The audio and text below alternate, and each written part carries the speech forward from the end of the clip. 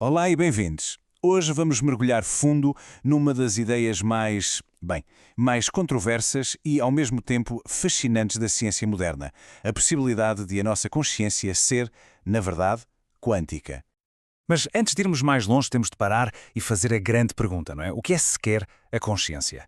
É aquela experiência de sermos nós, aquele sentimento de que existimos? É um mistério que, vamos ser honestos, tem deixado filósofos e cientistas de cabelos em pé há séculos. Bem, a visão mais convencional, a que a maioria dos cientistas aceita, é que a consciência emerge da complexidade.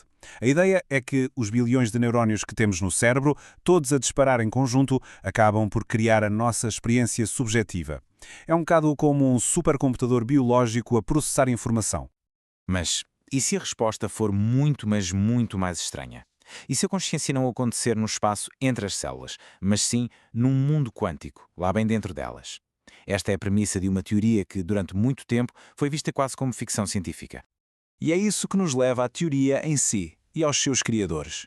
Uma colaboração que ninguém esperava, vinda de dois mundos da ciência completamente diferentes.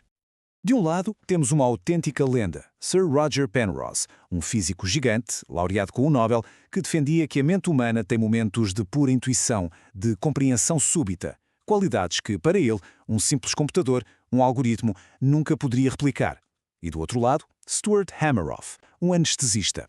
A sua pergunta era muito prática. Como é que gases inertes, que nem reagem quimicamente, conseguem simplesmente desligar a consciência? E foi assim que, juntos, propuseram a redução objetiva orquestrada, ou, para simplificar, a teoria ORC-OR. A ideia central deles é radical. Diz que a consciência não é algo que emerge lentamente da atividade cerebral, mas que é, na verdade, uma sequência de eventos quânticos a acontecer lá dentro. E onde é que isto tudo aconteceria? Segundo a teoria, o palco para este espetáculo quântico são umas estruturas minúsculas, mas superabundantes, que existem dentro de cada uma das nossas células, os microtúbulos.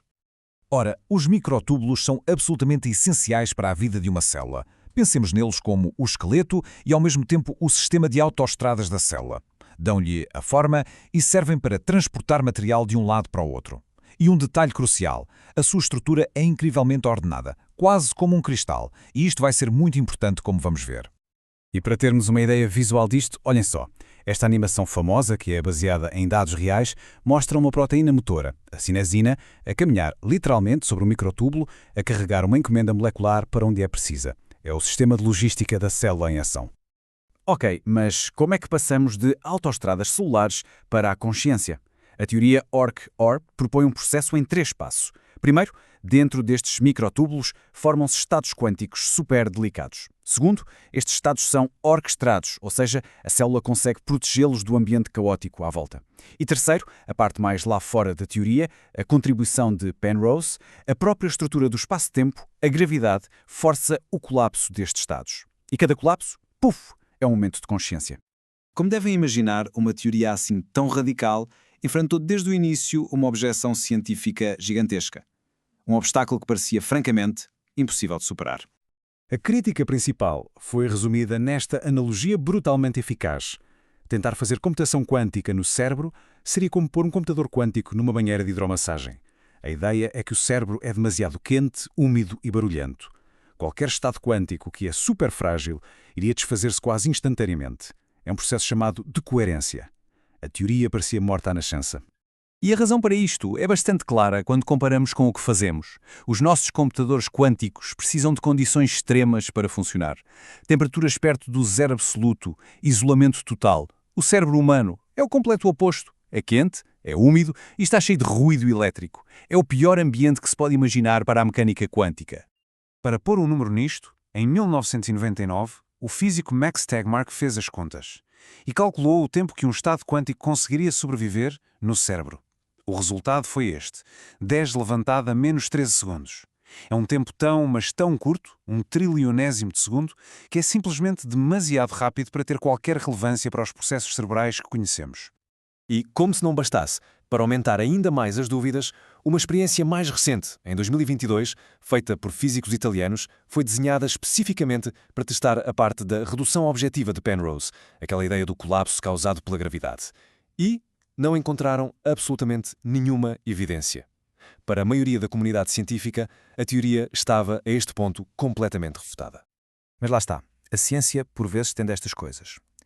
E nos últimos anos, a história desta teoria marginal deu uma reviravolta, completamente inesperada. A primeira pista veio exatamente do ponto de partida de Hameroff, a anestesia.